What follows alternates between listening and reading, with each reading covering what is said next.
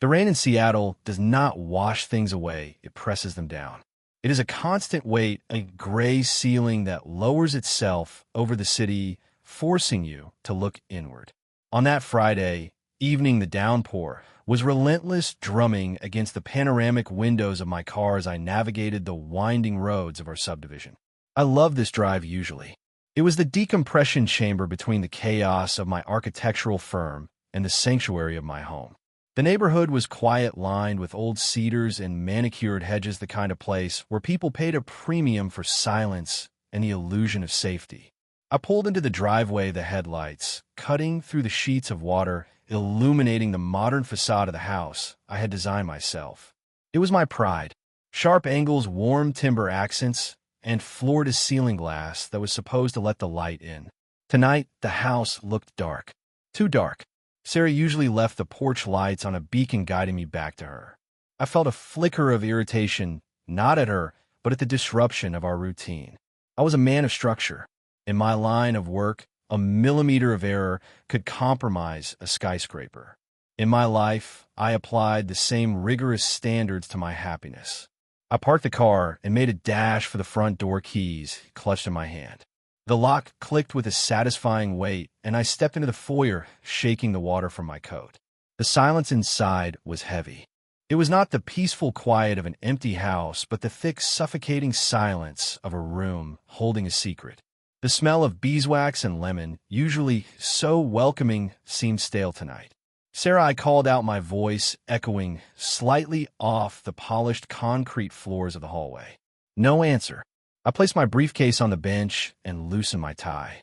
A low hum came from the kitchen, the refrigerator cycling on, but otherwise the house was a tomb. Panic is a strange thing. It does not always hit you like a wave. Sometimes it seeps in like cold water, rising around your ankles. I walked into the living room, and that was where I found her. My wife was sitting on the floor by the fireplace, her knees pulled up to her chest. The fire was not lit. She was staring at the empty grate, rocking slightly back and forth. Sarah was a woman of immense poise. She had been an event planner before she decided to take a break, and she approached life with a clipboard in one hand and a charming smile in the other. Seeing her like this, unraveled and small on the rug, sent a jolt of adrenaline through my system. Honey, I dropped to my knees beside her, placing a hand on her shoulder. She flinched as if my touch burned. When she turned to look at me, her face was a map of devastation. Her eyes were red-rimmed and swollen, her mascara running in jagged lines down her cheeks. She looked like she had been crying for hours. Mark, she whispered, and her voice cracked. It was a sound so broken it terrified me. What happened is that your mom, did something happen? I was already running through the catastrophic scenarios. Quel accident. Sudden illness. A fire.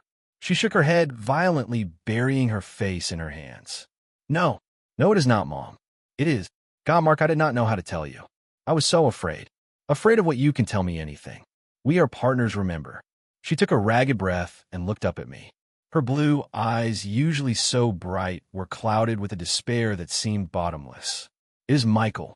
I frowned, searching my memory. Michael. The name hung in the air, unfamiliar for a second before it clicked. Her brother. The estranged one. The black sheep she rarely spoke of, and whom I had never met. In the 5 years we had been together, Michael was a ghost, of footnote in her past that she had edited out. She had told me once that they drifted apart, that he chose a path she could not follow, and I had respected her boundaries, never pressing for details. What about him? I asked softly. He is dying, Mark.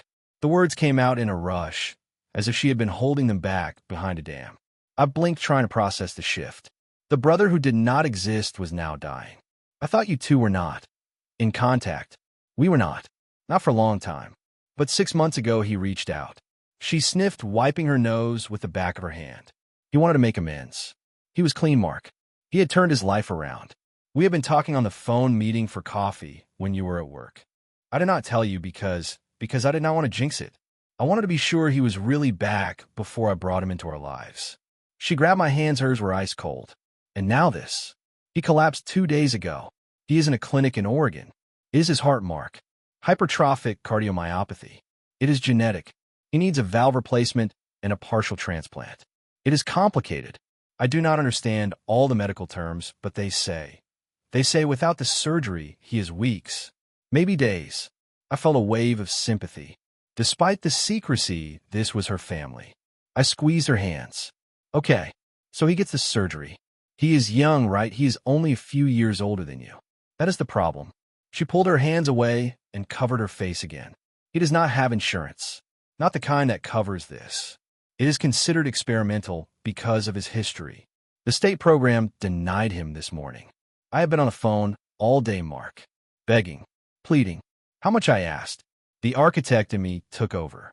Assessing the damage, calculating the cost of repair. She went silent. The rain hammered against the roof, a relentless rhythm amplifying the tension. Sarah, how much is it? $100,000. The number hung in the room, sucking the oxygen out of the air. 100,000. It was a clean round number. A devastating number. It was not just money. It was the exact amount sitting in our high-yield savings account, the capital I had spent 7 years accumulating. It was the down payment for the commercial space downtown, the old warehouse I planned to convert into my firm's headquarters. That building was my dream. It was the next step in my career, the legacy I wanted to build. Mark, I know, she said, her voice rising into a panic, seeing the hesitation on my face. I know what that money is for. I know it is the building. I know it is your dream. But this is his life. He is my brother. He is the only blood I have left besides Mom. I stood up, walking to the window. My reflection stared back at me, pale and conflicted. $100,000. To save a man I had never met. A man who had been absent for years. But he was her brother. Could I look at my wife across the dinner table for the rest of my life, knowing I let her brother die to buy a warehouse? Is there no payment plan? I asked, watching the rain distort the streetlights outside. Can we finance it? They want it up front. She stood up, coming up behind me, wrapping her arms around my waist. She rested her cheek against my back. Because he is high risk. Because it is a private specialist clinic. They need a deposit to book the or in the team. They said, she swallowed a sob. They said if we do not transfer the funds within 48 hours, they move to the next patient on the list. And Michael dies. I turned around and looked at her. She looked so small, so fragile. This was the woman who organized my life, who made this house a home, who supported me through the long nights of drafting and deadlines. Marriage, I always believed, was about sacrifice. It was about being the structure that held the other person up when the ground shook. I exhaled a long, slow breath, letting the dream of the warehouse dissolve. It was just a building. Buildings could be bought later. People could not be replaced. Okay, I said quietly. She looked at me, her eyes widening. Okay, we will do it.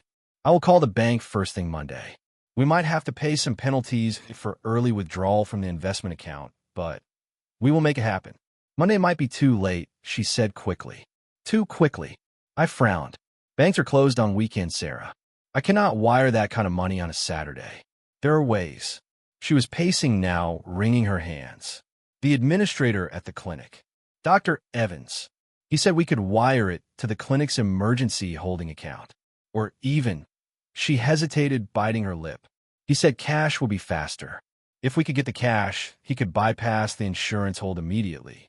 Cash for $100,000 in cash, that is absurd, Sarah. No reputable hospital operates like that. It is a private clinic, Mark, not a state hospital. They play by different rules. She grabbed my lapels, pulling me down to her level. Please, do not be an architect right now. Do not look for the logic. Just look at me. This is my brother. Please save him. Her desperation was palpable. It radiated off her like heat. It overrode my logic. It silenced the alarm bells that were starting to ring in the back of my mind. The request for cash, the urgency, the weekend deadline. It all sounded like a bad movie. But looking into her tear-filled eyes, I saw only terror. And I loved her. God help me, I loved her more than I trusted my own skepticism. I will figure out, I promised. I kissed her forehead. I will move some things around online tonight, see what limits I can lift. We will save him, Sarah. She collapsed into me, sobbing with relief. Thank you. Thank you, Mark. You are a good man. You are the best man. We spent the next hour in a strange limbo. Sarah was exhausted, drained by the emotional toll of the day. I made her tea herbal and calming and sat with her on the sofa until her breathing evened out. She looked so innocent in her sleep, her eyelashes fluttering against her pale cheeks. I carried her upstairs to our bedroom and tucked her in. She murmured something unintelligible and curled into a ball. I stood in the doorway watching her for a long moment. I felt a heavy burden settling on my shoulders. I had just promised away our financial security. I had just delayed my career progression by at least 5 years. But I had done the right thing. Hadn't I could not sleep. The adrenaline was still coursing through my veins, and my mind was racing with logistics. How to move the money.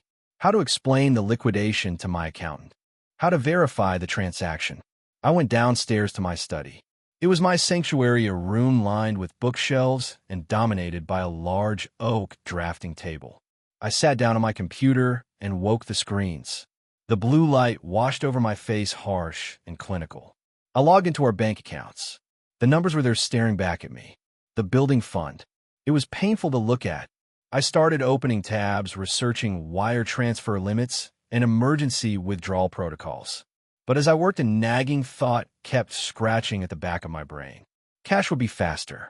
Private clinic. Dr. Evans. It was too loose. Too informal for a heart surgery. Even private clinics have protocols. I needed to know who we were dealing with. If I was going to send a fortune to a stranger, I wanted to know the name of the facility. I realized Sarah hadn't given me the name of the clinic, only the doctor's name. I rubbed my eyes. I didn't want to wake her. She needed the rest. But I could try to find out myself. I knew Michael's name. Michael Miller. I knew he was in Oregon. I knew he had a heart condition. I opened a new search window. The cursor blinked a steady rhythmic pulse. Michael Miller, Oregon heart condition, clinic. The results were useless. Thousands of Michael Millers. It was a common name, like looking for a needle in a haystack made of needles. I tried narrowing it down. Sarah was from a small town called Astoria on the coast. If he had reconnected with her, maybe he was back there or nearby in Portland. Michael Miller, Astoria, Oregon social media profiles popped up. A realtor, a mechanic, a high school student. None of them fit the profile of a recovering addict with a terminal heart condition. I leaned back in my ergonomic chair, listening to the rain lash against the window. Why was this so hard? If the man was dying in a clinic, there should be a trail. Sarah said he'd been clean for 6 months. Maybe there was a record of his rehab. I tried a different angle. I searched for Dr. Evans, cardiologist, Oregon private clinic. Several Dr. Evans came up, but none seemed to be running the kind of off-the-books emergency surgery facility Sarah had described. Most were reputable surgeons in major hospitals. A cold knot began to form in my stomach. It was not suspicion, yet just confusion. The pieces of the puzzle were not fitting, and I hated it when lines didn't meet. I was missing something. I looked at the clock. 2:15 a.m. My eyes were burning. I should go to bed. I should trust my wife. But my fingers hovered over the keyboard. One last search. I would go back to the source. Sarah's hometown. If he had been a troubled youth, there would be records. Police blotters, local news mentions. I navigated to the digital archives of the Astoria Gazette. It was a small local paper, the kind that reported on high school football games and city council meetings. Their search function was clunky, outdated. I typed in Michael Miller. A list of results appeared. Most were mundane. A Michael Miller winning a fishing contest in 2010. A Michael Miller graduating high school in 2005. That would be about the right age. I scrolled down, filtering by date. There was a gap. Years of nothing. That fit the narrative of addiction and estrangement. I kept scrolling, looking for something recent, something from the last 6 months that would confirm he was alive and in the area. Then I saw it. The entry was near the bottom of the first page. It wasn't a police report. It wasn't a hospital admission. It was in the obituary section. I froze. My hand hovered over the mouse. It had to be a mistake. A different Michael Miller. It was a common name, I reminded myself. I clicked on the link. The page loaded slowly, bit by bit, revealing a scanned image of the newspaper from 5 years ago. November 14th, 2019. There was a photograph. I leaned in closer to the screen, my breath hitching in my throat. The photo was black and white, grainy, but the resemblance was undeniable. The same high cheekbones as Sarah. The same shape of the eyes. He was younger in the photo, smiling a crooked, guarded smile. I read the text below the photo. The words blurred for a second, then sharpened into terrifying clarity. Michael James Miller, age 29, passed away suddenly on Sunday, November 12, 2019. Beloved son of Martha and the late David Miller. Brother Sarah. Michael was a free spirit who struggled with personal battles, but will be remembered for his kind heart and love of the ocean. A private service will be held for the family. Passed away. 2019. I read it again. And again. I checked the URL of the newspaper to make sure it wasn't a prank site. It was the official archive. I checked the date on my computer. It was 2024. 5 years. He had been dead for 5 years. The world seemed to tilt on its axis. The hum of the computer fan sounded like a jet engine in the silence. If Michael was dead, then who was Sarah talking to who was in the clinic who needed $100,000 for a heart valve? The realization hit me with the force of a physical blow. There was no clinic. There was no surgery. There was no dying brother. The Michael she had cried over, the Michael she had reconnected with 6 months ago, was a phantom. A narrative construct designed to extract the exact sum of our savings. I felt sick. A wave of nausea rolled over me, and I gripped the edge of the desk to steady myself.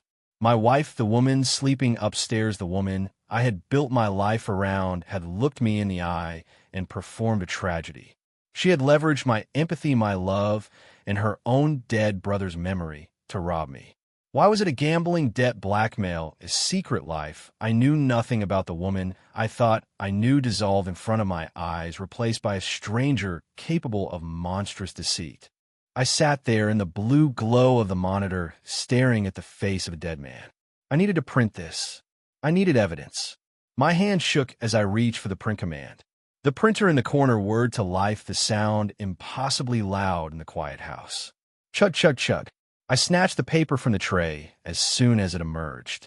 I held the warm sheet, staring at the ink. It was real. This was the truth. Everything upstairs in that bedroom was a lie. I heard a sound, a floorboard creaking overhead, then the soft thud of footsteps on the stairs. Panic flared. I couldn't let her know. Not yet. If I confronted her now, she would spin another lie. She would cry. She would manipulate. I needed to understand the scope of the betrayal. I needed to protect the money. I quickly minimized the browser window, bringing up a spreadsheet of the building project instead. I shoved the obituary into the bottom drawer of my desk and slid it shut just as the door to the study creaked open. Mark, I turned to my chair. Sarah stood in the doorway, wrapped in her silk robe. Her hair was messy, her face scrubbed clean of makeup. She looked sleepy and soft and incredibly beautiful. A perfect picture of a worried wife checking on her husband. "You're still up," she whispered, rubbing her eyes. "You should come to bed, honey. You cannot solve everything tonight." I looked at her, really looked at her. I searched for the cracks in the mask. I looked for the deceit in her eyes.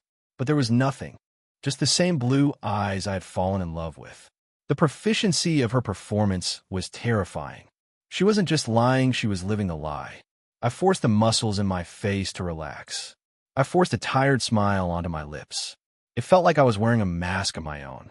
I know, I said, my voice sounding surprisingly steady even to my own ears. I was just checking the transfer protocols, getting everything ready for Monday. She smiled a sad, grateful smile. "You are amazing, Mark. Michael would have liked you." The audacity of the statement almost made me gag. She was using the dead man to compliment the man she was robbing. "I am sure he would have," I said, my voice flat. "Come to bed," she urged, extending a hand. I looked at her hand, the hand that had caressed my face, the hand that was reaching for my life savings. "I will be up in a minute," I said. "Just need to shut down." She nodded and turned, leaving the door slightly ajar. I listened to her footsteps recede back up the stairs. I turned back to the computer screen. I opened the drawer and took out the obituary. I stared at Michael Miller's face one last time. Michael would have liked you. Maybe you would have. Because I was the only one who was going to tell the truth about him. I folded the paper and slipped it into the inside pocket of my briefcase. I wasn't an architect anymore. Tonight, I was an investigator. And I wasn't going to stop until I found out exactly what monster was living inside my wife's skin. I turned off the light, plunging the room into darkness, and listened to the rain. It didn't sound like a lullaby anymore. It sounded like a warning. The storm was here, and it was inside the house. The morning sun did not break through the clouds in Seattle. It merely turned the charcoal sky into a bruised shade of purple.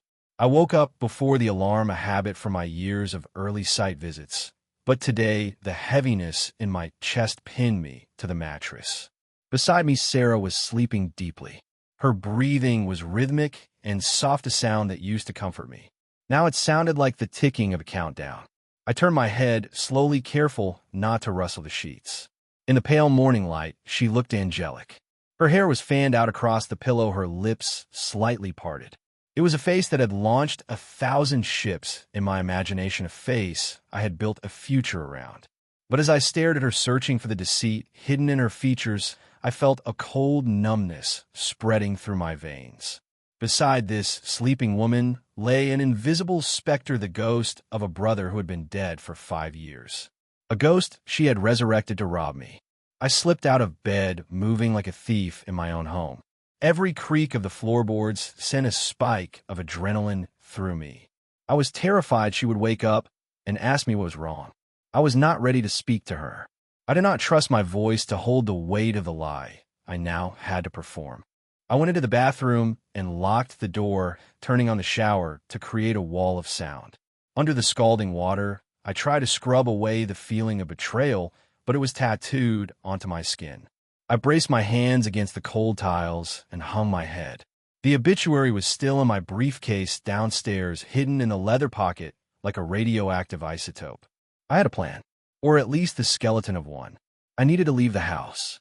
I needed to get to a place where I could think without her eyes on me, where I could dismantle the intricate machinery of her deception. When I finally emerged dressed in my charcoal suit and armored in my professional persona, Sarah was awake. She was in the kitchen, and the smell of coffee and frying bacon filled the air.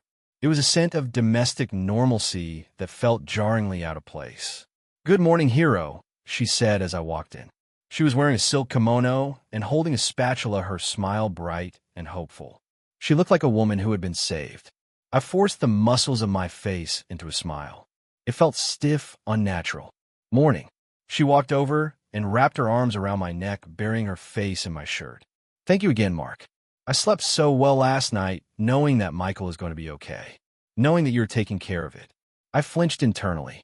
The mention of his name was like a needle prick. "I am taking care of it," I said, my voice sounding hollow to my own ears. She pulled back and looked at me, searching my face. "You look tired. Did you sleep?" "Not really," I lied, smoothie moving towards the coffee machine. "Just thinking about the logistics. Moving that kind of capital takes planning." She stiffened slightly, just slightly, a micro movement that I would have missed yesterday. But today, with my senses heightened by suspicion, I caught it. "But we could do it today, right?" she asked, trying to keep her tone light. "Dr. Evans is expecting the confirmation by noon." I took a sip of the black coffee, letting the bitterness ground me. "Sarah, it is Saturday. I can initiate the request, but banks have security protocols for six-figure transfers, especially when liquidating assets from an investment portfolio." Her smile faltered. "But you said there were ways." "There," I said, keeping my voice calm, authoritative. The architect speaking to the client, explaining why the load-bearing wall cannot be moved. But even the fastest way takes verification. I have to go into the city. I need to meet with my portfolio manager personally to override the weekend hold. "You have to go in," she asked, a flicker of panic in her eyes. "Can you not do it over the phone?" "Not for $100,000, Sarah. They need a signature. They need to see me. It is for our protection, to prevent fraud." The word hung in the air between us. "Fraud?" I watched her reaction closely. She blinked rapidly and turned back to the stove, flipping a piece of bacon with unnecessary force. "Okay," she said, her voice tight. "Okay, just hurry. Please. Every hour counts." "I will do my best," I said. I skipped breakfast. I cannot stomach food.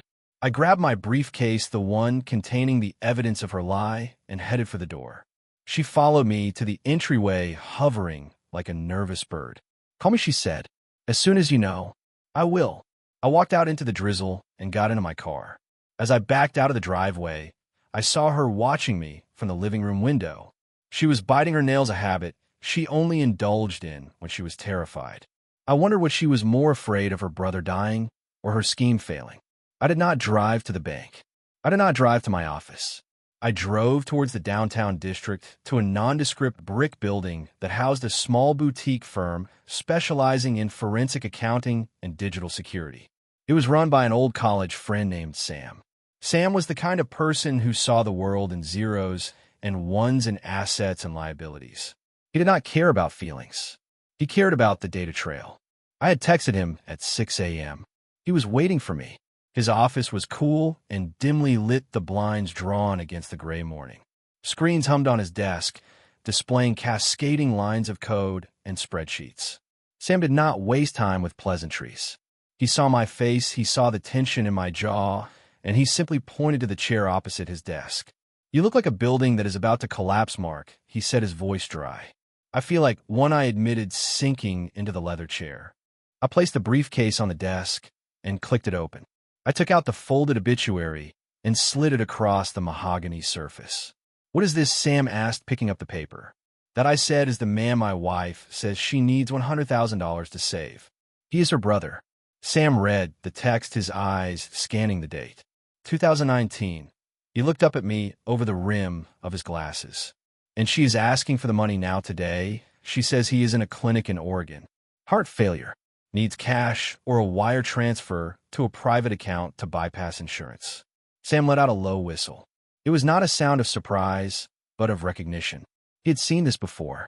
It is the classic script, Mark. The urgency, the medical emergency, the private account. It screams desperation. "I know," I said, rubbing my temples. "I know that now, but I need to know why. Why does she need the money, Sam? Is she in trouble? Is someone threatening her? Or is she just—" "Evil people are rarely just evil," Sam said, turning to his computer. "But they're often desperate. And desperation makes people do monstrous things. If she is inventing a dying brother, she is in deep. We need to find the hole she is trying to fill." He cracked his knuckles. "Did you bring a laptop?" I nodded, pulling Sarah's old laptop from my bag. She had upgraded to a tablet a few months ago, leaving this one in the study. She hadn't used it recently, but I hoped her digital footprint was still etched into the hard drive. "I do not know the password," I said. Sam smirked. "I do not need the password." He connected the laptop to his rig with a series of cables. I watched in silence as he worked. I felt a pang of guilt, a violation of her privacy. But then I remembered the face of Michael Miller, the dead man she had wept over, and the guilt evaporated. This was not an invasion of privacy. It was a search for the truth in a marriage that had become a crime scene. It took him 20 minutes to bypass the login. The screen flickered to life, revealing her desktop. The background was a photo of us on our honeymoon in Hawaii. We looked so happy, so young. It felt like looking at strangers. Sam started digging. He did not look at photos or read emails initially. He went straight for the browser history, the cache, the saved passwords. "Okay, here we go," Sam muttered. He projected the screen onto the wall so I could see. "Chrome remembers everything, Mark, even what you think you deleted." He pulled up a list of frequently visited sites. My stomach turned. It was not shopping. It was not a secret lover. It was gambling. Dozens of sites. Online slots. Virtuelle Pokerungs. Sports betting platforms. The names were flashy and predatory. Jackpot City. Lucky Spin. High Stakes Heaven. Sam clicked on the Save Passwords tab. She had accounts on all of them. He logged into the first one. The balance flashed in red at the top of the screen. Negative $4,000. Sam clicked to the transaction history. It was a bloodbath. Deposit after deposit. $500 here, $2,000 there. All from credit cards I didn't recognize. "She has been busy," Sam said, his voice clinical. He switched to a credit report aggregator using her social security number, which I knew by heart. The report generated in seconds. The score was a disaster. For 20, deep in the red. I stared at the screen, unable to comprehend the scale of it. There were 7 credit cards listed. 7. I only knew of 2. The others were maxed out completely. The interest rates were predatory. "She is drowning," Mark, Sam said, pointing to the total debt figure. "Look at this. She owes nearly $80,000 in unsecured credit card debt alone." 80,000. The number echoed in my head. "But wait," Sam said, narrowing his eyes. "This does not explain the $100,000 request. If she owes 80, she could consolidate. She could come to you. Why the sudden panic? Why the 48-hour deadline? he went back to the browser history.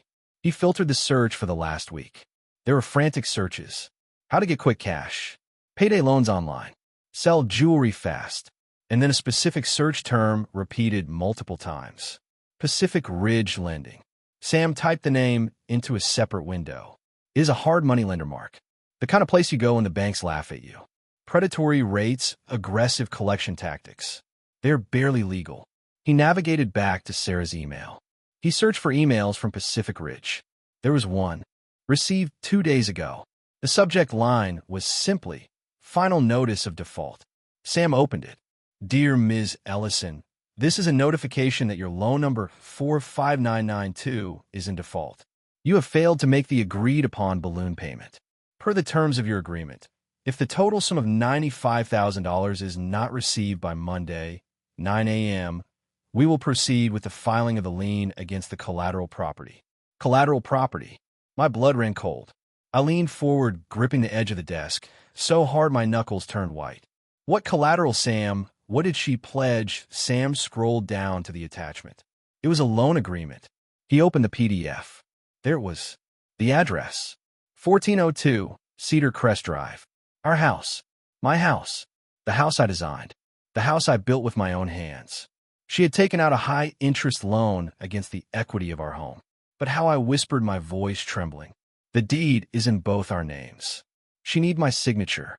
Sam scrolled to the bottom of the document. There were 2 signatures. One was Sarah's loopy, elegant script. The other was mine. It was a good forgery.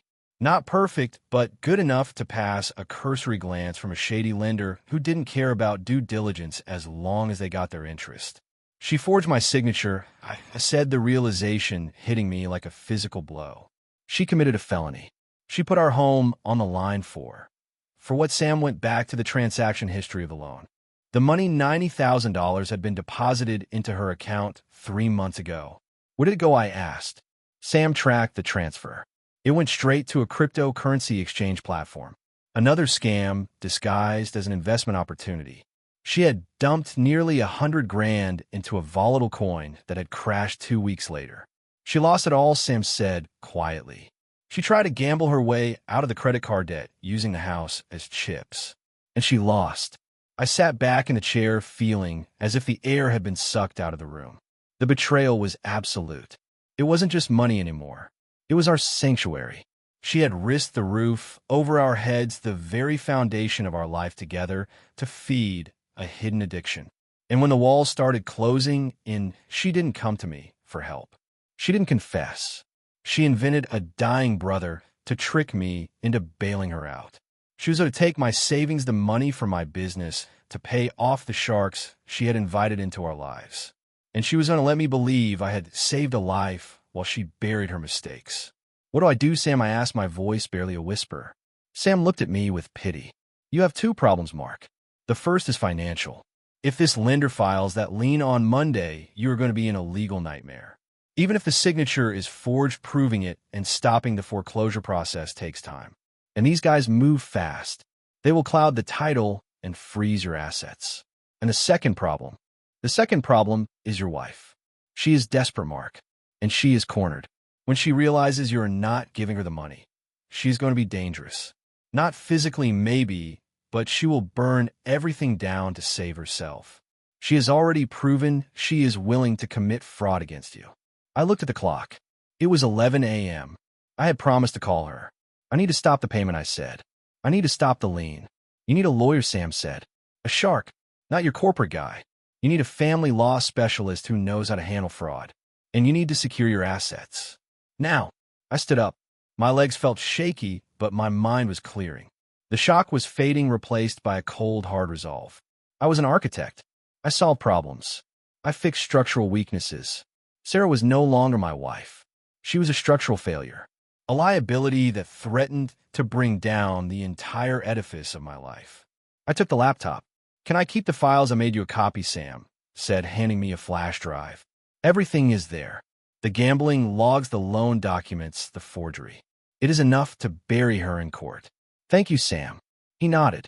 Be careful, Mark. Do not tip your hand until you are ready to strike. If she knows, she might try to run or worse, destroy the evidence. I walked out of the office and back into the rain. The city looked different now. Harder. Sharper. Every face I passed seemed to hide a secret. I got back into my car and sat there for a long time staring at the phone. She was waiting for my call. She was probably pacing the kitchen, rehearsing her tears. I dialed her number. It rang once.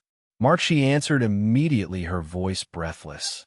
Did you do it? Is it done? I took a deep breath, channeling every ounce of self-control I possessed. I'm at the bank now, Sarah, I lied. The manager is reviewing the request. There's a snag. A snag, her voice pitched up. What kind of snag? Security protocols, I said. Because the amount is high and the recipient account is unverified. They want to flag it for a fraud review. No, she cried out. No, Mark, you cannot let them do that. It will take days. Michael doesn't have days. I know, I said soothingly. I am handling it. I told them it is a life or death emergency. I am pushing them, Sarah. But I need you to stay calm. If they sense panic, they will lock the account. She was silent for a moment, breathing heavily. Okay, I am calm. Just fix it, Mark. Please. I will be home soon, I said. We will figure this out. I hung up. My hand was shaking. I wasn't going home. Not yet. I had one more stop to make. I drove to the address listed on the loan document. Pacific Ridge Lending. It was in a strip mall on the outskirts of the city, sandwiched between a pawn shop and a liquor store. The sign was faded yellow plastic. It looked cheap, but the threat it represented was very expensive. I didn't go in. I didn't want them to know who I was yet. I just wanted to see the enemy. I wanted to see the place where my wife had sold our future. I sat there watching people go in and out. Desperate people. People like Sarah. My phone buzzed again. A text from Sarah. Dr. Evans called. He says Michael is getting worse. Please hurry. I looked at the message and felt a surge of revulsion. She was doubling down. She was using the corpse of her brother as a puppet to prod me. I started the car. I was going to play her game, but I was going to change the rules. I drove to an office supply store. I bought a stack of high-quality paper. Then I went to a print shop. I plugged in a flash drive Sam had given me. I opened the file containing the notice of default. I opened the file with the forgery. I opened the file with the gambling losses. And I printed them. I put them in a crisp manila folder. It looked official. It looked like a contract. Then I drove home. When I pulled into the driveway, the house looked the same as I had left it. But it wasn't. It was a crime scene. And I was the detective coming to catch the killer. I walked in. Sarah was in the living room, phone in hand. She looked up, and her face fell when she saw I didn't have a receipt or a confirmation slip. Mark, where's the money? I put my briefcase down. I didn't smile. I didn't go to her. I stayed near the door, keeping the distance between us. The bank is processing it, I said. But they need one more thing. Well, she took a step towards me, desperate. What do they need? Verification, I said. Not of the account, of the source of funds. They need to know that we are solvent, that we are not under duress. That is ridiculous. She shouted. It is our money. It is, I agreed. But since we are withdrawing such a large sum, they need to ensure there are no outstanding liabilities. No liens. No undisclosed debts. I watched her face carefully. At the word liens, the color drained from her cheeks. She went pale, white, a ghost in her own living room. Liabilities, she stammered. We don't have any liabilities. Just a mortgage. Exactly, I said, moving into the room. That is what I told them. So they just need us to sign an affidavit, confirming that the title to this house is clear. I reached in my briefcase and pulled out the manila folder. I didn't open it. I just held it. Sign this, I said, lying through my teeth, and the funds are released. She stared at the folder. She looked at it like it was a viper coiled to strike. If she signed a legal affidavit stating the title was clear while knowing she had taken a loan against it, she would be committing another crime. Perjury. Fraud. She licked her lips. Her eyes darted around the room. Can we not just do it Monday? Can we not use a different account? I thought Michael didn't have until Monday, I said, my voice hardening. I thought he was dying, Sarah. He is. She cried, tears springing to her eyes on command. He is dying. Then sign the paper, I said, holding it out. Sign it, and I will wire the money right now. She reached out her hand, trembling. She touched the edge of the folder. She was trapped. If she refused, she admitted there was a problem with the house. If she signed, she dug her grave deeper. She withdrew her hand. I need a drink of water, she said. I feel faint. She turned and hurried into the kitchen.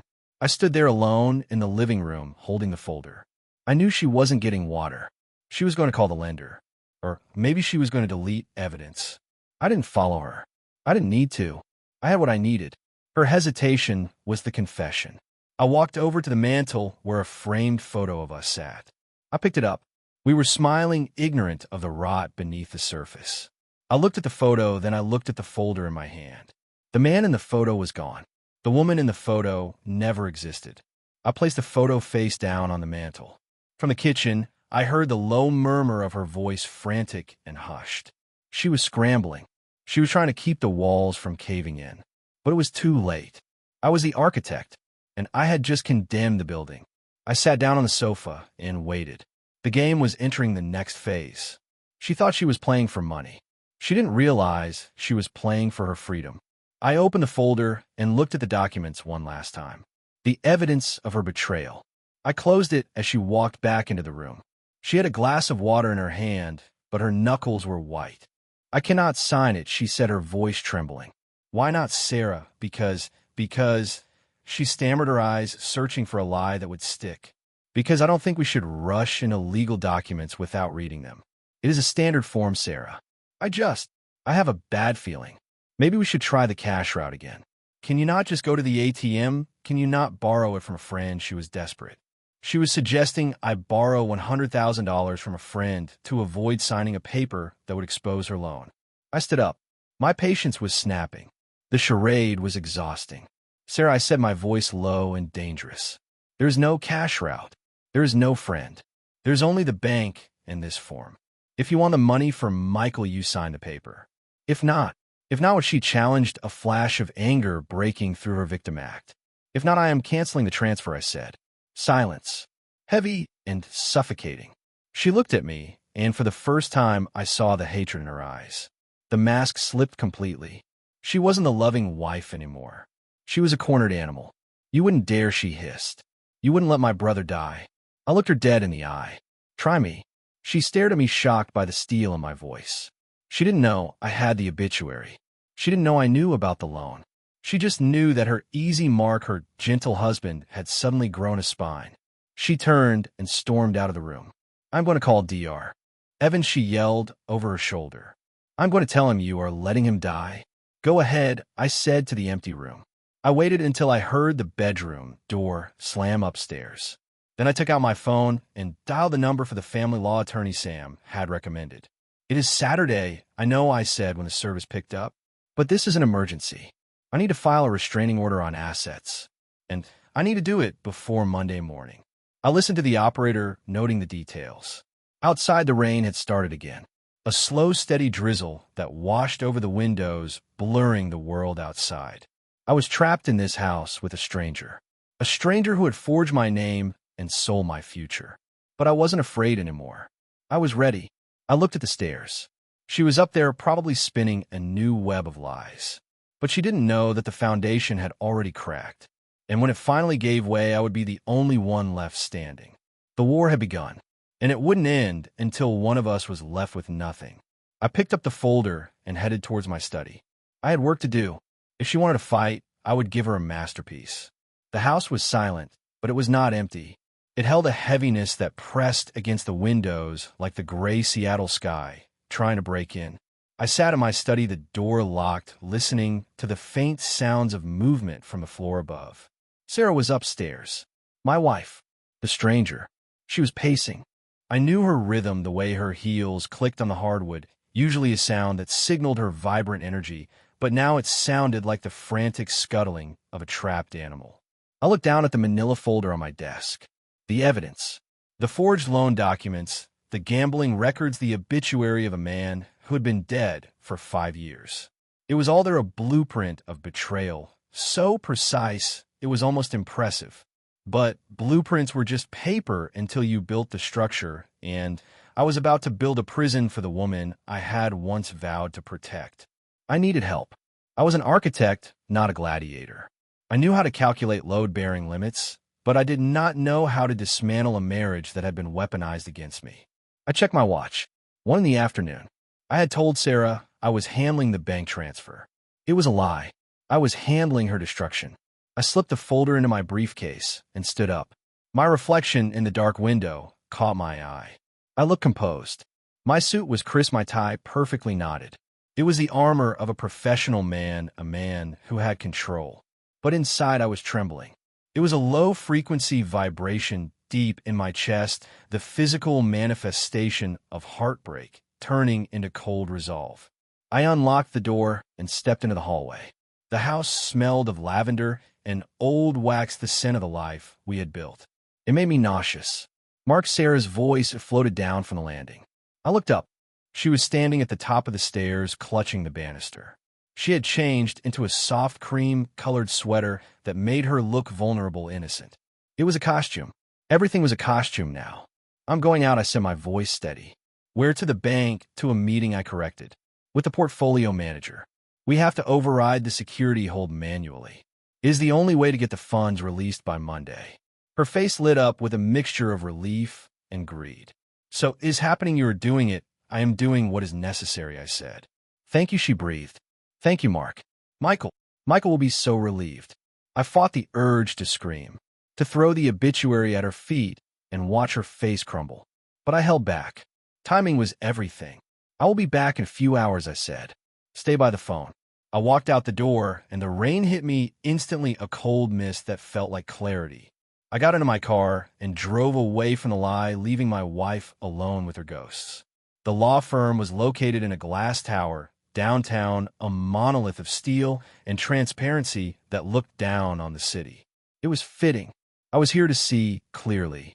The lawyer Sam had recommended was named Elias Thorne.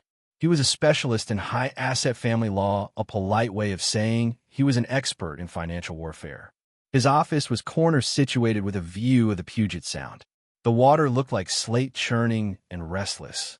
Thorne was a man in his 60s with silver hair and eyes that had seen every variation of human deceit. He did not offer me coffee. He offered me a seat and silence. I laid the documents out on his desk. The forgery, the loan against the house, the credit card statements, and finally the obituary. Thorne put on his reading glasses and went through them page by page. He did not gasp. He did not shake his head. He read with the clinical detachment of a surgeon examining an X-ray of a terminal tumor. The silence stretched for 10 minutes. The only sound was the rustle of paper and the hum of the ventilation system. Finally, he took off his glasses and looked at me. You are in a precarious position, Mr. Ellison, he said, his voice gravelly and low. I know, I said. She forged my signature. She committed fraud. She did. But she's also your wife. In Washington state, that complicates things. We are a community property state. Debts incurred during the marriage are often considered community debts regardless of whose name is on the credit card. Even if the debt is from gambling, I asked. Even if she lied about it, Thorne steepled his fingers. We can argue dissipation of assets. We can argue that the gambling was a misappropriation of marital funds. But that takes time. Courts are slow. Lenders are fast. This loan company, Pacific Ridge, they're predatory. They have a lien on your home. If that balloon payment is not made by Monday, they will move to foreclose. They do not care about your marital strife. They care about their contract. So I lose the house. I felt the blood drain from my face. Not necessarily. But to stop them, we need an injunction. We need to file for divorce immediately and file a motion to freeze assets and stay the foreclosure based on the fraudulent signature. We need to prove that you did not sign that document. I can prove it, I said. I was at a conference in Chicago on the date that document was signed. I have flight records, hotel receipts. That is excellent, Thorne said. That is your shield. But we also need a sword. A sword you need to establish a pattern of deception that goes beyond just the money. Thorne tapped the obituary. This is your leverage. This proves malice. She is not just an addict making bad choices.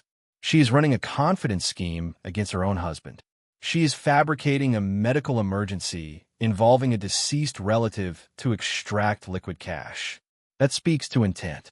It speaks to a level of calculation that will not sit well with a judge.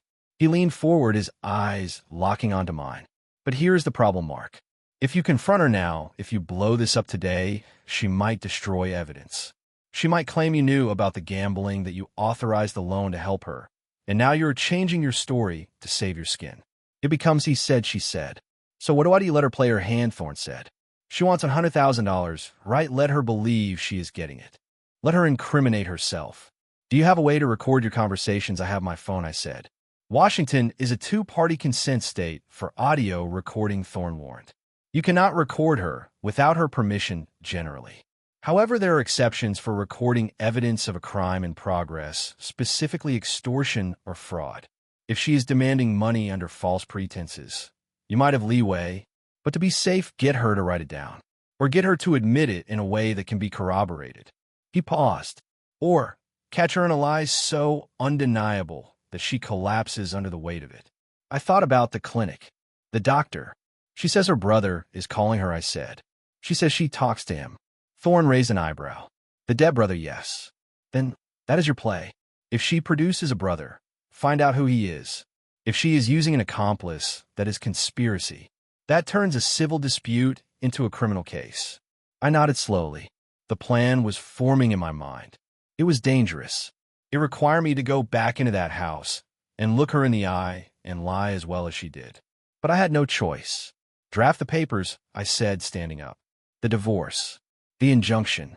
Everything. I want them ready to file first thing Monday morning. They will be ready, Thorne promised. Good luck, Mark. Do not let her see you bleed. The drive back to the suburbs felt like a funeral procession. The rain had intensified, turning the world into a blur of gray and green. I gripped the steering wheel until my knuckles turned white. I was not just fighting for my money or my house anymore. I was fighting for my sanity. To live with someone for 5 years, to share a bed and a life, and to realize you were sharing it with a mirage. It made me question my own reality. When I pulled into the driveway, the house was glowing. Every light was on. It looked warm, inviting, festive. It was a stage set. I walked in, and the smell hit me. Roast chicken, rosemary, garlic. She was cooking. She was playing the role of the perfect wife, preparing a celebratory meal for the husband who had just saved the day. Mark. She came out of the kitchen, wiping her hands on an apron. She looked radiant. The anxiety from the morning was gone, replaced by a manic energy. You are back. How'd it go? I put my briefcase down by the door. I locked it. It is done, I said. She froze. The smile on her face wavered for a fraction of a second, then blazed brighter. Done, you mean? The money, I nodded. The bank released the hold. I have a cashier's check for $100,000 made out to me. I just need to endorse it to the clinic. I patted my chest pocket. I could feel the envelope there. Inside was not a check, but a folded piece of paper with the contact information for the fraud division of the state attorney general's office. Oh my God. She rushed forward and threw her arms around me. You did it. You actually did it. You saved him, Mark. She kissed me.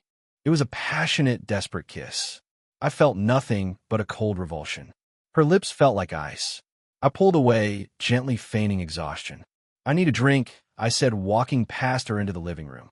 I will get you one, she said, eager to please. Scotch neat, please. I watched her as she poured the amber liquid. Her hands were steady now. The tremor was gone. Money was the only medicine she needed. She brought me the glass and sat down next to me on the sofa, too close. So, she said, tracing the rim of her own glass. When can we send it? Dr. Evans said, if we get it to him tonight, he can prep the team for tomorrow morning. Tonight, I repeated. I took a sip of the scotch. It burned a cleansing fire. I was thinking, Sarah, we should go out. Go out, she blinked, confused. But dinner's almost ready. I know, but this is a victory. We are saving a life. We should celebrate properly. There's that Italian place downtown, the one by the water. The one we went to on our first anniversary. She hesitated. I could see the gears turning. She wanted to check now. She wanted to take a picture of it, send it to her lone shark, satisfy the beast. Going out meant a delay. It meant risk. Mark, I do not know. I did not want to leave the phone. Michael might call. Bring the phone, I said. We will have a quick dinner. I will give you the check there. It feels right to do it where we started. I looked at her, pouring every ounce of fake sincerity I could muster into my eyes. I want to toast to Michael. I want to toast to us. To our partnership. She softened. The flattery, the mention of partnership. It worked. She thought she had one. She thought I was the doting husband completely under her spell. Okay, she smiled. Okay, let's go out. Let me just go freshen up. She ran upstairs. I stayed on the sofa, listening to the silence return. I took out my phone. I opened the voice recorder app. I tested it. Testing 1, 2. The waveform danced on the screen. It was sensitive. It would pick up everything. I slipped the phone into my shirt pocket, microphone facing out. I went upstairs to change. Sarah was in the bathroom applying lipstick. The mirror was foggy from the shower she must have taken earlier. I stood in the doorway, watching her reflection. She looked at herself with a kind of predatory satisfaction. She was admiring her own performance. "You look beautiful," I said.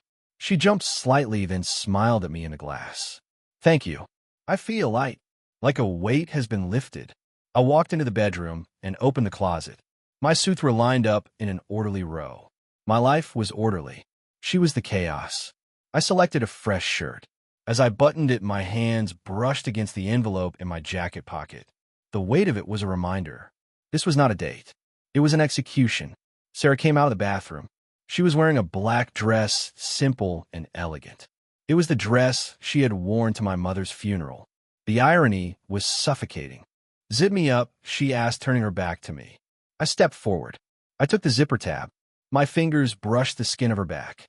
It was warm, soft, a human touch. It was terrifying how a person could feel so real and be so false. I pulled the zipper up, the sound sharp in the quiet room. "There," I said. She turned around and adjusted the neckline. "Mark, before we go, there is something I need to tell you." I stiffened. "Was this at the confession? What is it?" I spoke to Michael while you were gone." My heart hammered against my ribs. "You did?" "Yes." He was weak, but he sounded hopeful. "He knows you are helping him. He wanted me to tell you. He considers you a brother." The audacity was breathtaking. She was doubling down, layering lie upon lie. "I would love to hear that from him," I said quietly. She froze. "What I would love to hear him say it. Does he have a phone? Can we call him before we go, just to tell him the money is coming? To give him peace of mind." She shifted her weight. Her eyes darted to the phone on the nightstand. He's in the ICU, Mark. He can't always talk.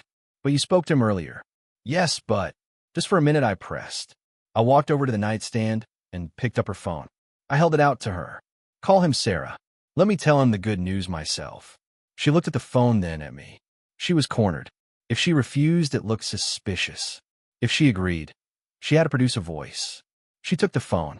Her hand was shaking again, just a little. "Okay," she said. "I will try. But if he doesn't answer, I understand." She unlocked the phone. She scrolled through her contacts. I watched closely. She didn't go to Michael. She went to a number labeled M, just the letter M. She pressed call. She put on speaker. The line rang. Once, twice, 3 times. The tension in the room was thick enough to choke on. I stood perfectly still, my hand hovering near my pocket, ensuring the recorder was running. Then there was a click. Sarah came a voice. It was a male voice. Raspy, weak, but distinct. "Michael," Sarah said, her voice trembling with theatrical emotion. "Michael, can you hear me?" "Yeah, I hear you." The voice crackled. It sounded like it was coming from a tunnel, or a bad connection, or a deliberate distortion. "I am here with Mark," she said, looking at me. "We have the money, Michael. We have the check. We're going to send it tonight. You're going to get the surgery." There was a pause. A long static-filled pause. "Thank you," came the voice.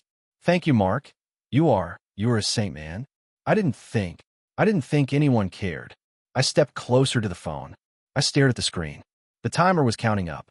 0:24, 0:25. "Michael," I said, my voice clear and calm.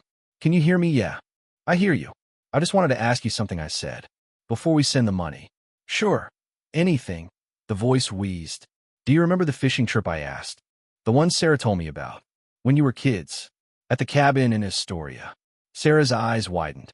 She looked at me, panic flaring. "Marky is tired. Let him answer," I said, cutting her off. "Do you remember, Michael, the big salmon you caught?" There was silence on the other end. "Yeah," the voice said slowly. "Yeah, I remember. Big fish. Best day of my life." I smiled. It was a cold, humorless smile. "That is amazing," I said, "because Sarah never told me about a fishing trip. And she told me you hated fish." The silence on the line was absolute. The static hissed. Sarah looked at me, her face draining of color. "Mark, what are you doing?" "I'm just reminiscing," I said. Isn't that right, Michael, or whoever you are? The line went dead. Click. Sarah lowered the phone slowly. Her hands were trembling violently now. He's confused, Mark. The medication. The toxins in his blood. He doesn't know what he is saying. He sounded pretty clear to me, I said. He remembered a fishing trip that never happened. He remembered a cabin that doesn't exist. I stepped closer to her. Who was that on the phone, Sarah? It was Michael. She shouted, backing away until she hit the dresser. Why are you doing this? Why are you torturing him? I am not torturing him, I said. I am testing the structural integrity of your story. And it is collapsing.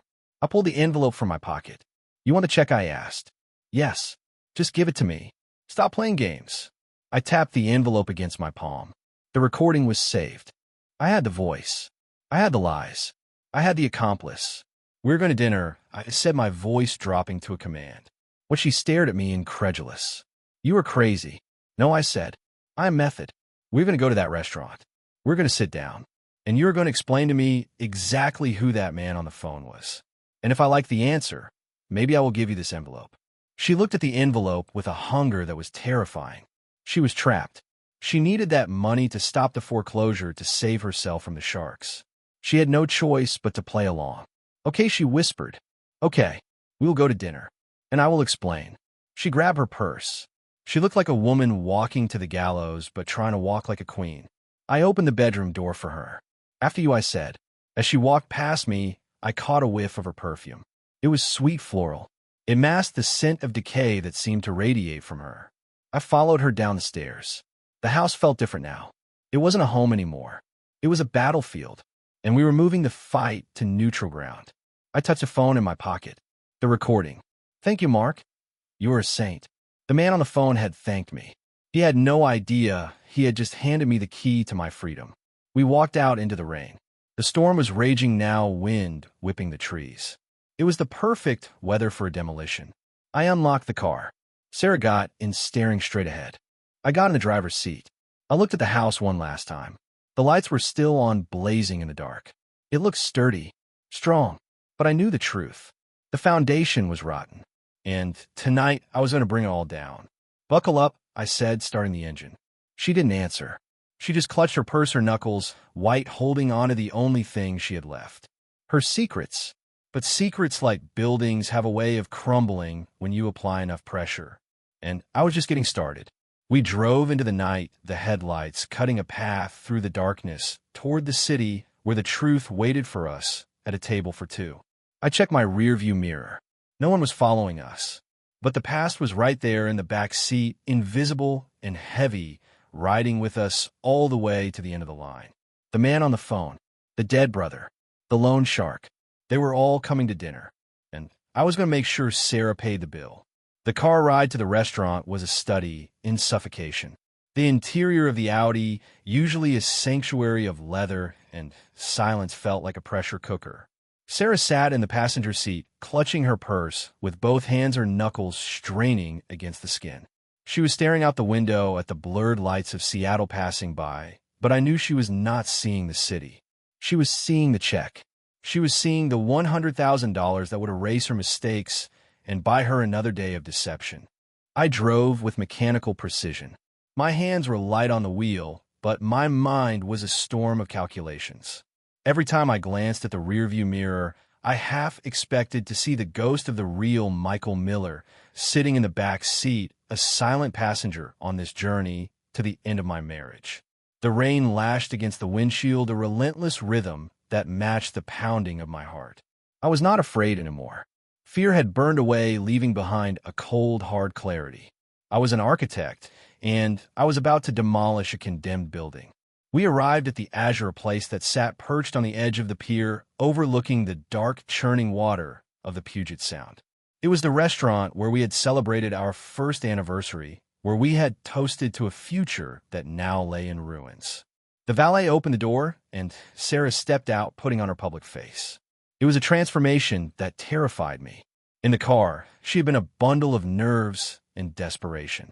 Now, under the warm glow of the entrance lights, she was the elegant Mrs. Ellison, poised and beautiful in her black dress. She smiled at the valet, a dazzling performance of charm. "You ready?" she asked, taking my arm. Her grip was tight, possessive. She was holding onto her lifeline. "I'm ready," I said. The restaurant was crowded, a hum of polite conversation and clinking silverware. The smell of expensive wine and seared scallops filled the air. We were led to a table by the window, the glass reflecting our distorted images against the backdrop of the black ocean. It was fitting. Everything tonight was a reflection, a distortion of reality. The waiter arrived, a young man with a crisp white apron. "Can I start you with something to drink?" "Champagne," Sarah said immediately. Her voice was too loud, too eager. "The most expensive bottle you have. We are celebrating." The waiter raised an eyebrow, impressed. "A special occasion," you could say that, I said, my voice flat. "We are celebrating a rescue operation." Sarah squeezed my hand, beaming at me. "My husband is a hero.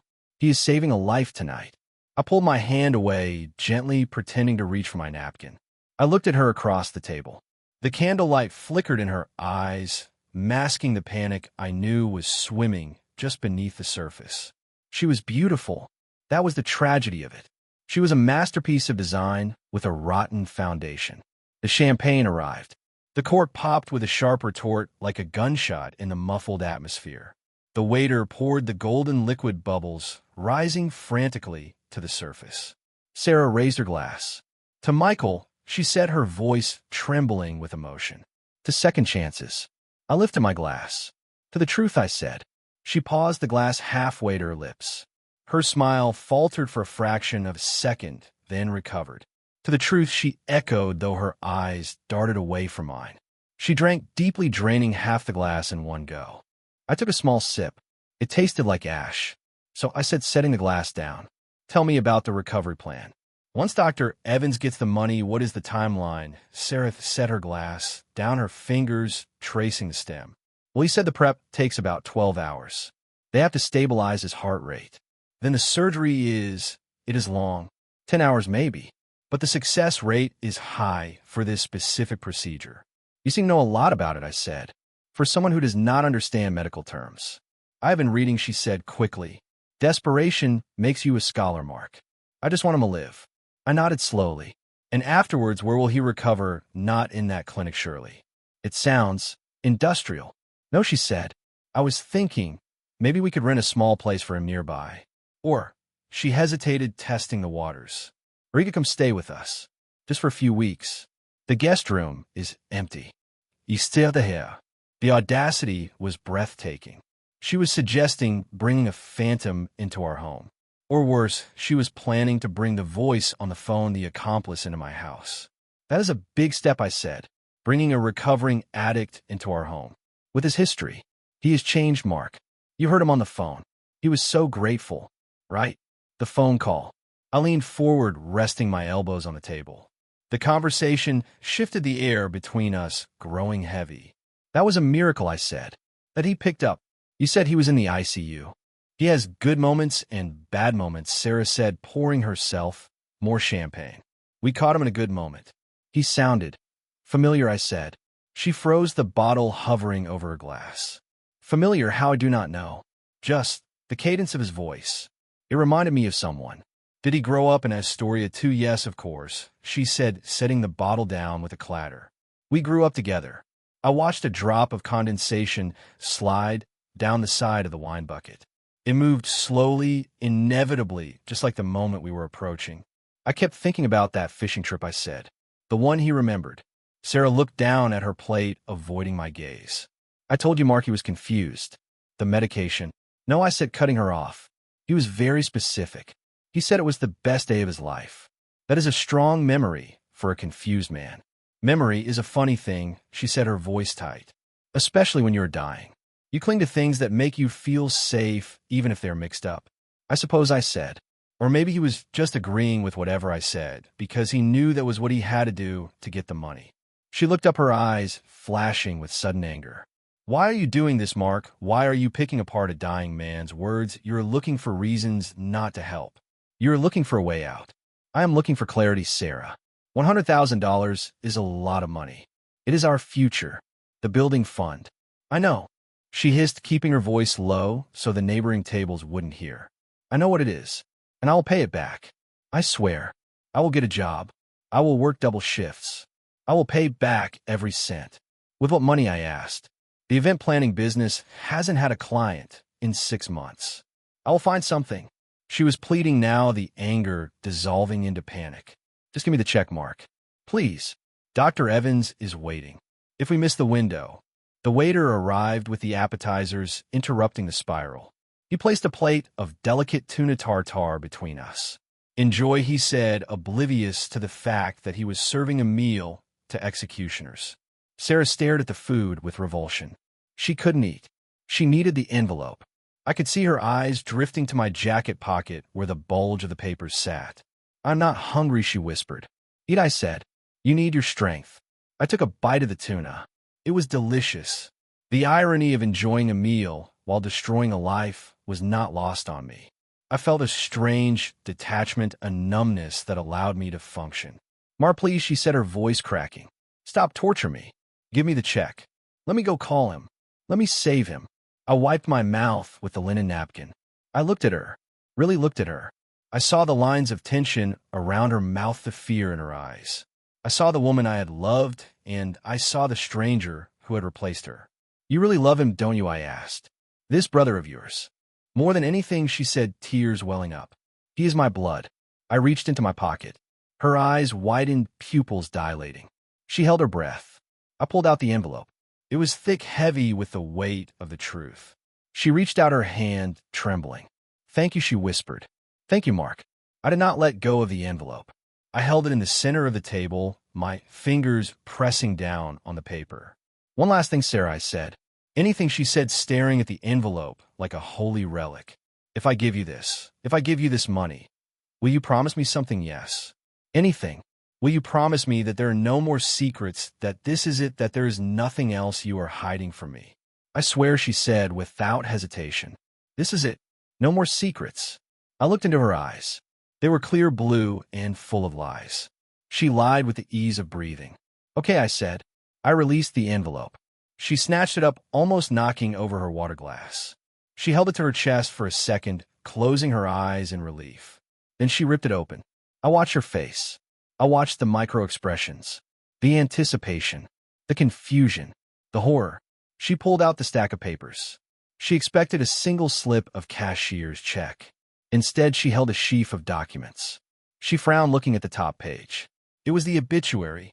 The color drained from her face instantly. It was as if someone had pulled a plug and drained the life out of her. She went past pale to a sickly gray. Her mouth opened, but no sound came out. She stared at the photo, the black and white image of Michael Miller. The date, 2019.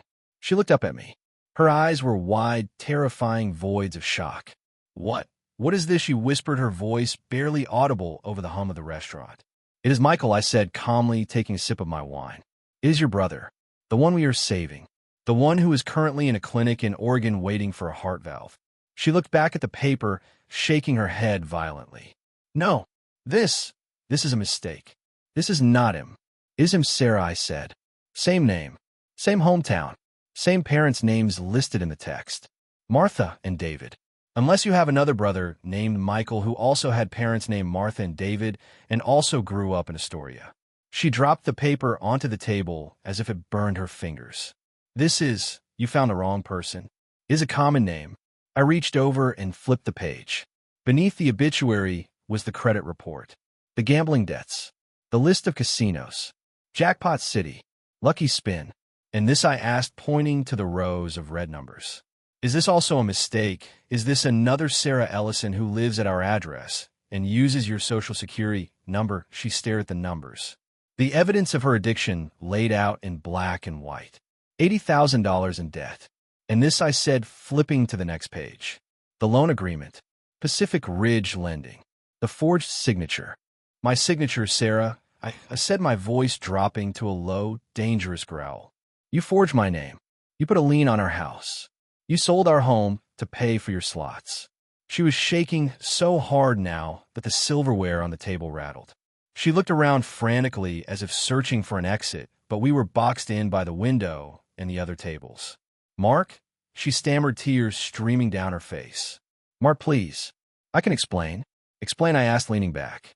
Explain how you're talking to a dead man. Explain how you're raising money for a ghost. Explain how you looked me in the eye for 3 days and begged for money to save a corpse while you were actually trying to save yourself from a loan shark. It started small.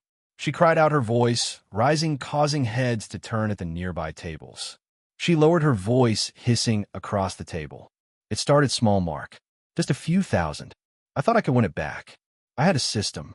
I was up 10 grand at one point. And then you lost, I said. I lost. And I tried to chase it. And it got worse. And then the collectors started calling. They threatened me, Mark. They said they would come to the house. They said they would tell you. I was so afraid. I didn't want you to know. I wanted to fix it myself. So you invented a dying brother. I didn't know what else to do. I needed a large sum fast. If I told you the truth, if I told you I gambled away the savings, you would leave me. I'm leaving you, Sarah, I said. But not because of the money. Because of the lie. Because you made me mourn a man I never met. Because you used my empathy as a weapon against me. She reached across the table, grabbing my hand. Her nails dug into my skin. No, Mark, you cannot leave me. Not now. If I don't pay them by Monday, they will take the house. They will take everything. You have the money, right? You have the check somewhere. You have to help me. We can fix this. I will get therapy. I will never gamble again. Just pay off the loan and we can start over. Start over, I laughed, a dry, humorless sound. There is no starting over. You committed fraud. You committed forgery. I did it for us. To save our home. You did it to save your skin. I pulled my hand away. The waiter approached, looking concerned. Is everything all right, sir? Everything is fine, I said, without looking at him. We were just discussing the bill. The waiter retreated, sensing the volatility in the air. Sarah wiped her face, smearing her mascara. She looked like a tragic clown. The facade was gone. The elegant wife was gone. All that was left was the addict. And then the shift happened. I saw it in her eyes. The moment desperation turned into malice. She realized pleading wasn't working. She realized I wasn't going to save her. She realized she was trapped. She sat up straighter. She stopped crying. Her face hardened into a mask of cold fury. You're not going to give me the money, are you? She asked, her voice steady. No, I said. The money is safe. It is in a new account you cannot touch. Then you leave me no choice, she said. Choice concerning what if you walk out of here? If you don't give me that check. I'm going to scream. I looked at her. Scream, I'm going to scream, she repeated, leaning in closer. I'm going to flip this table. I'm going to tear my dress. And I'm going to tell everyone in this restaurant that you hit me. I stared at her, stunned by the speed of her pivot. You wouldn't. Why would she? Said, a cruel smile playing on her lips. I have nothing left to lose, Mark. You're taking the house, you are taking the money. If I'm going down, I'm taking you with me. I will call the police. I will tell them you have been abusing me for years. That the gambling was a way to escape your control. She pointed to a faint bruise on her arm. I noticed it yesterday. I have bruises, she said, from when I bumped into the doorframe. But I will say you grabbed me. I will say you threw me down the stairs. She was serious. I could see it. She was willing to destroy my reputation, my career, my freedom, just to spite me. Just to force my hand. You'll go to jail, she hissed. Domestic abuse. Assault. Your firm will drop you. Your clients will vanish. You will be ruined, Mark. Unless you give me the check. Right now. And we walk out of here together. And you pay off the loan. And we forget this ever happened. It was a masterful gambit. The nuclear option. She knew how much I valued my reputation. She knew that even an accusation could destroy a professional career. She was holding a gun to my head in the middle of a crowded restaurant. I looked at her. I looked at the woman I had married. I wonder how I had been so blind. How I had slept beside a monster for 5 years and seen only a wife. But she had made one mistake. She assumed I was still playing by the old rules. She assumed I was unprepared. I took a deep breath. I picked up my wine glass and swirled the liquid. Go ahead, I said. She blinked. What? Scream, I said calmly. Flip the table. Tear your dress. Call the police. She narrowed her eyes, uncertain. You think I am bluffing? I know you are not bluffing, I said. I know you are capable of it. Just like you were capable of killing your brother twice. Just like you were capable of forging my signature. But here's the thing, Sarah, I said, leaning and lowering my voice to a whisper. You are forgetting where we live. What are you talking about? Our house, I said. You know, I installed that new security system last month. The one integrated with the smart home features. Yeah, so you thought it was just perimeter sensors. But it wasn't. I pulled my phone from my pocket. I unlocked it and opened the security app. I installed internal cameras. Sarah. In the living room. In the hallway. In the kitchen. Her eyes went wide. No. I tapped the screen, bringing up the library of saved clips. I have footage of you from yesterday, I said, standing in front of the hallway mirror, pinching your own arm, hitting your arm against the doorframe to create that bruise. I turned the phone around so she could see. The video played in crisp, high definition. Sarah in her bathrobe grimacing as she deliberately slammed her arm into the wood. Checking the mark. Doing it again. And I have footage of your phone call, I continued. The one where you called Michael. I have the audio recording of you talking to your accomplice, coaching him on what to say before you put him on speaker for me. I swiped to the next file. And right now, I said, pointing up at the corner of the restaurant ceiling. She looked up. A small black dome camera blinked with a faint red light. We are in a public place, Sarah. There are cameras everywhere. If you flip this table, if you attack me, it will all be recorded. And combined with the footage of you faking your injuries at home, well, I put the phone back on the table. The police will not arrest me, I said. They will arrest you. For extortion. For filing a false report. For fraud. Sarah sat frozen. The fight drained out of her completely. She looked small, shriveled. The monster had been declawed. She looked at the phone, then at me. Her mouth trembled. You watched me, she whispered. You watched me in our own home. I watched a thief, I said. I watched a stranger. She slumped back in her chair. The victory was absolute, but it felt hollow. There was no joy in this. Only the grim satisfaction of survival. So what happens now? She asked, her voice dead. Now, I said. We pay the bill. We leave. You're going to pack a bag. And you're going to leave my house. And go where? She asked, tears leaking from her eyes again. I have nowhere. I have no money. That is not my problem anymore, I said. You have the $100,000, remember, the phantom money. Maybe you can ask Michael for a loan. I signaled the waiter. Check, please, I said. Sarah didn't move. She stared at the tablecloth, at the wreckage of the envelope. The waiter brought the bill. I placed my credit card on the tray. The black card. The one she tried to max out, but couldn't because I had locked it this morning. I signed a receipt. I stood up. Let's go, I said. She stood up slowly, her legs shaky. She grabbed her purse. She didn't look at me. She didn't look at anyone. She walked towards the exit, a ghost leaving the feast. I followed her. I walked past the other diners, past the laughter and the clinking glasses. They saw a handsome couple leaving a romantic dinner. They didn't see the blood on the floor. We stepped out into the night. The rain had stopped, but the air was cold. The valet brought the car around. I got in. She got in. The drive home was silent, but it was a different kind of silence. It wasn't the silence of secrets anymore. It was the silence of the end. I drove knowing that the hardest part was over. The lie was exposed. The threat was neutralized. But as we turned onto our street, I realized there was one more thing left to do. The eviction. And Sarah was not the type to go quietly into the night. I pulled into the driveway. The house was dark now. The timer had turned off the lights. It looked like a tomb.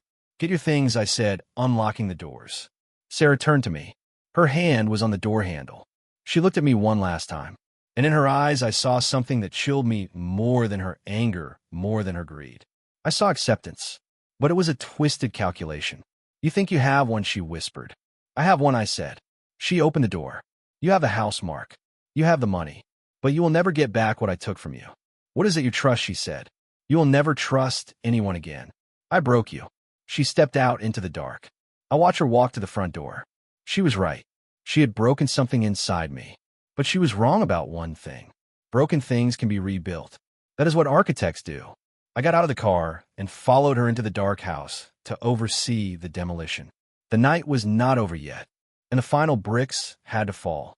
The sound of a zipper closing is usually a mundane noise, a signal of travel or the end of a vacation.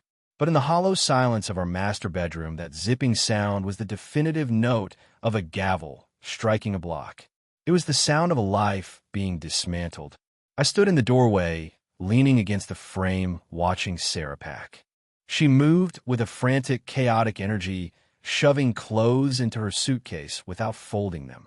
Silk blouses were tangled with denim, expensive shoes were thrown on top of toiletries.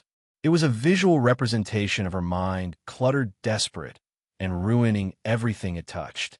I did not offer to help. That instinct, the husband's reflex to burden himself with her load, had been severed. I watched her as a landlord watches a tenant who has violated the lease.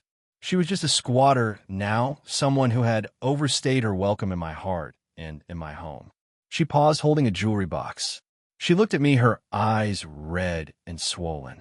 "This was a gift," she said, her voice small. "You gave me this for my 30th birthday." "Take it," I said. "I do not want it."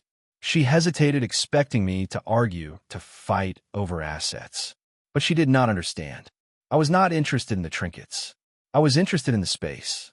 I wanted the air she occupied to be mine again. She dropped the box into the bag. It landed with a dull thud.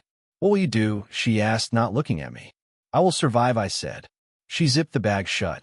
She stood up, smoothing her skirt, trying to summon a shred of dignity from the wreckage. She looked around the room, the sanctuary we had shared. The king-sized bed, the photos on the wall, the life she had constructed. "I really did love you, Mark," she whispered. "In my own way." "I know," I said. "And that is the saddest part. Your way involved destroying me to save yourself. That is not love, Sarah. That is consumption." She flinched as if I had struck her. She grabbed the handle of her suitcase. It was heavy. She struggled with it for a moment, waiting for me to step forward. I stayed where I was. She dragged it past me, the wheels rumbling on the hardwood floor. I followed her down the stairs, the procession of two ghosts walking towards the exit. At the front door, she stopped. The rain had ceased, leaving behind a damp, cold silence that enveloped the neighborhood. I called a taxi for her. I would not drive her. I would not let her into my car again. The vehicle sat at the curb, its headlights cutting through the mist. She opened the door. The cold air rushed in, cleansing the house.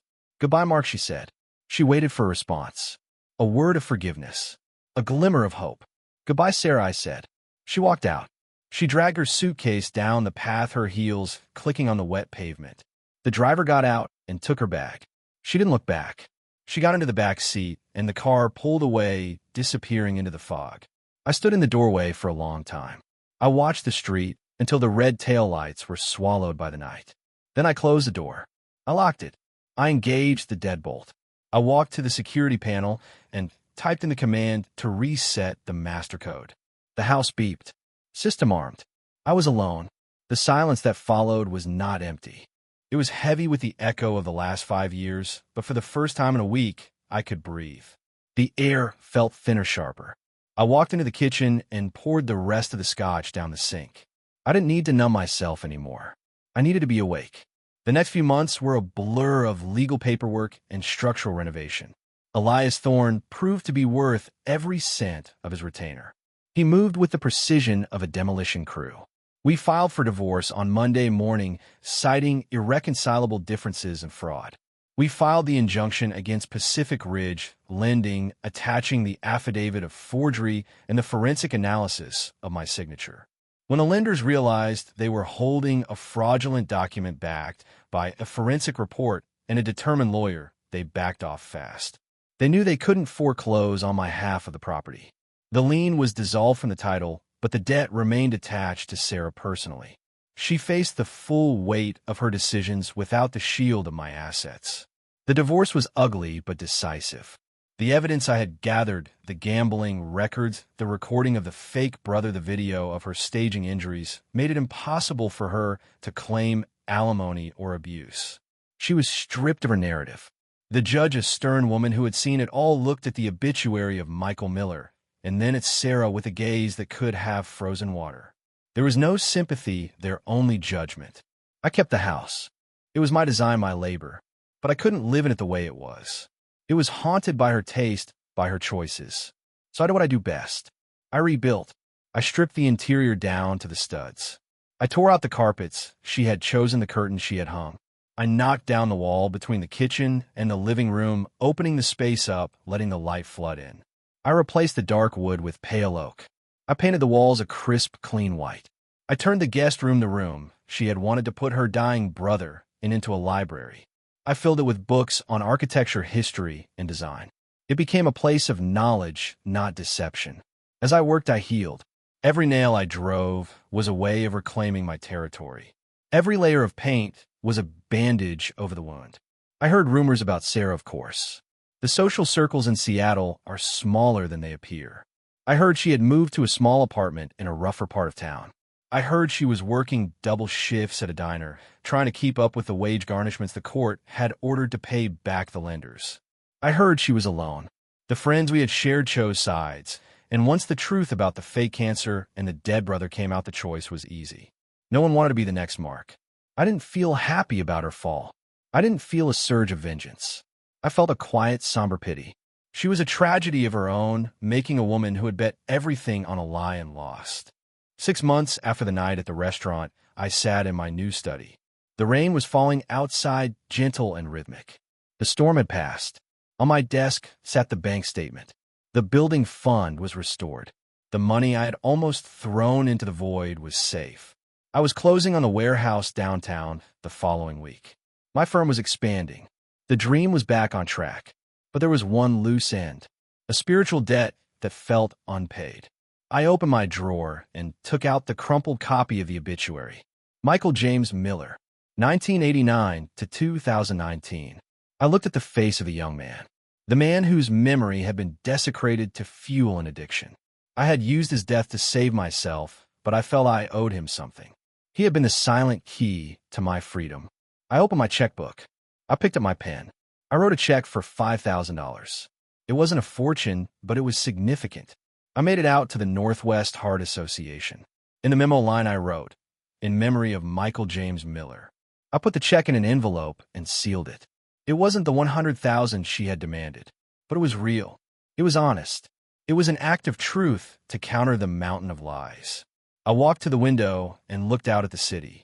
The lights of Seattle twinkled in the distance like diamonds scattered on velvet. I was scarred, yes. I would always check the foundations of things a little more closely now. I would always look for the cracks. But I was standing. The roof held. The walls were strong. I turned off the light and walked out of the study, leaving the ghost of Michael Miller to finally rest in peace. I walked into the living room of my home, my fortress. The air was clean. The future was unwritten. And for the first time in a long time, the foundation under my feet felt solid. The price of deceit had been high, but the value of the truth was infinite. And I was finally free to build something that would last.